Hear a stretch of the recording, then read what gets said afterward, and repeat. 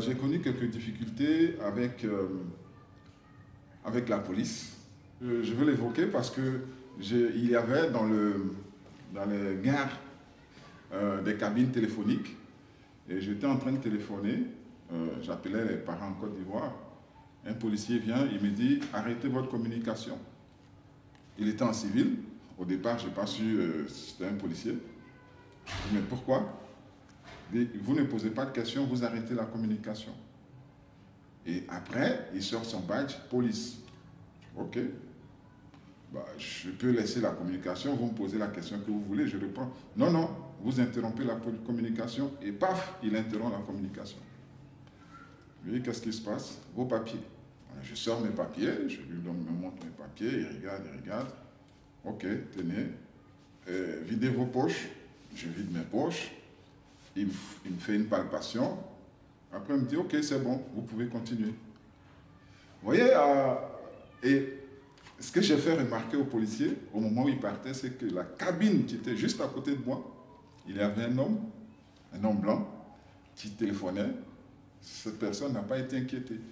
Pour rentrer à l'école, il fallait qu'on change de nom, de prénom, et qu'on signe qu'on était des Serbes, et qu'on continue la scolarité en serbe. Évidemment, on ne l'a pas fait. L'exemple typique du racisme banalisé, c'est je me présente et je dis je m'appelle Lucas et on m'entend parler et puis on me dit « Ah, mais t'as pas un accent ?» Ah non, j'ai pas d'accent en fait. Bah, je suis né ici et j'ai grandi ici, c'est pas parce que j'ai une autre couleur de peau que ça n'empêche que j'ai pas d'accent. Et oui, je suis assez bien intégré, mais en fait, c'est pas une question... C'est pas que j'ai jamais eu besoin de m'intégrer. Parce que c'est ici que je suis né et que j'ai grandi. Donc ça, c'est une forme de racisme un peu banalisé. Je suis rentré, je voyais c'était un grand parc. Je me suis assis, il y avait un banc, j'étais assis. Et il y avait une dame, un monsieur qui était assis à côté. Quand je suis arrivé, je me suis posé. Ils se sont levés. Ils ont changé de place. Bon, j'ai rien dit, mais j'ai senti que peut-être c'est la couleur de peau, ou c'est quoi, ou qu'est-ce qu'il y a sur moi. Et voilà, et ça souvent, ça choque, tu vois, ça ne te met pas bien à l'aise. J'étais acceptée pour ma formation de spécialité. J'ai commencé en chirurgie. Il y a eu un moment donné, pendant une évaluation officielle, une de mes supérieures hiérarchiques du moment m'a dit « Mais tu comprends, je ne sais pas pourquoi tu rentres pas au Kosovo finalement. » Parce que nous, on ne veut pas te former. Hein. Nous, on va former quelqu'un d'autre. Au moment que je suis divorcée de cette fonctionnaire internationale qui était mon ex-époux, là, je peux dire, le moment que je tombe dans un vide, de nouveau un peu légal, le moment que je divorce, là, je dirais, oui, j'ai vu des situations un peu compliquées, des personnes qui n'ont été pas solidaires. Quand quelqu'un qui avait une position de pouvoir dans le travail, et il a compris que je pouvais peut-être être acceptée en Suisse ou peut-être être pas réussir et être expulsée, si tu veux. Elle a changé son attitude envers moi. En fait, elle a dit tu dois être remerciante de ce que tu as ou tais-toi et tu pars parce que tu n'es pas d'ici. J'ai vu beaucoup d'annonces où les patrons ils demandent en recherche de travail. J'ai postulé dans plusieurs entreprises, dans plusieurs annonces. Et comme mon CV, je l'ai fait avec mon nom, avec mon nationalité, dès que j'ai postulé, aucune réponse. En dernier moment, j'ai appris que si tu veux gagner et tu veux vivre et si tu veux trouver les substances pour pouvoir vivre et gagner ta vie et pouvoir faire vivre tes enfants, nourrir tes enfants, il faut cacher qui tu es et quelle nationalité tu es.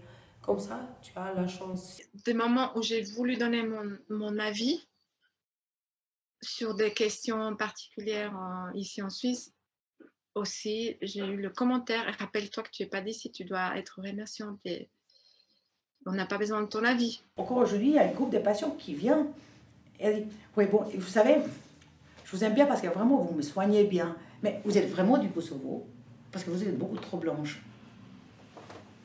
Ok, je dis « Ouais, je suis toujours du Kosovo en tout cas. Je suis suisse Originaire du Kosovo. Ah oui. Oui, c'est quand même étonnant.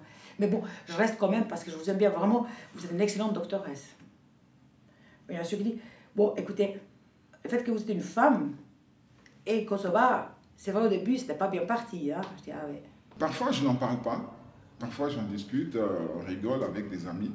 Mais ce sont des situations qui sont malheureuses. Et je pense que je ne dois pas être le seul à vivre ces genres de situations. Et dès qu'on a signé le contrat, j'ai gagné la confiance avec eux. C'est là que j'ai dit que je suis roumaine. Si j'allais dire avant, ils ne vont pas accepter de négocier avec moi. Ils ne vont pas accepter à me prendre à leur entreprise à travailler. C'est ça que j'ai appris. C'est ça le racisme. Il faut te cacher tout qui tu es. Juste arrêter les préjugés et juste, si on veut connaître quelqu'un, se renseigner, juste simplement, enfin aller vers la personne et apprendre à la connaître plutôt que se baser juste sur une ethnie pour... Enfin, c'est rabaissant et c'est dénigrant, tout simplement. Grâce à Dieu, je me sens pas seul parce que j'ai quand même un peu d'attache avec des Suisses, des Genevois, des amis, et puis certaines personnes aussi, surtout certaines bonnes personnes, certaines personnes de bonne foi aussi qui sont à la rue. Partout dans le monde, il y a une mentalité de peur qu'on doit soigner. Et que je pense que c'est surtout les spirituels qui le soignent. Et l'art, les artistes, on a une mission là. Avec l'art, on peut comprendre que finalement, l'abondance est pour tous. On a tous le droit d'exister et on est frères et sœurs dans cette terre. Et si on ne fait pas ça dans notre vie quotidienne, ça ne sert à rien. Même. Finalement, ce genre de réflexion de ces gens-là, il faut les dénoncer. Il ne faut pas se laisser décourager. Hein? Mais ce n'est pas eux qui vont nous empêcher pour réussir quoi que ce soit. Moi, ils n'ont pas réussi à m'empêcher de devenir médecin. Et je suis médecin épanoui.